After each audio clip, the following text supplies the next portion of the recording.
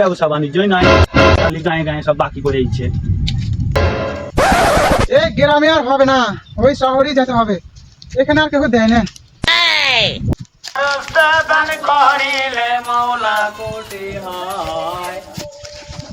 ভাই তাহলে আমি তো এক কানা কানা, তুমি আবার কোন কানা জি আমাকে ফেলে দিলে?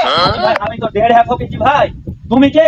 ও ডেরা ভাই, আমি ফজলা ফকিরজি ভাই। ও ভাই উঠো উঠো উঠো। তো ডেরা ভাই, কোন থেকে গেছিলে তুমি আজকে? ব্যবসা কেমন হলো? তো ভাই ব্যবসা খুব ভালো হয়নি জি ভাই, সব বাকি পড়ে গেছে।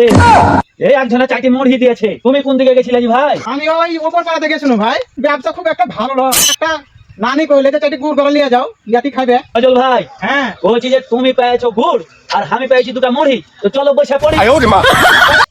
হ্যাঁ বসো জি ভাই, ফজল ভাই বসো।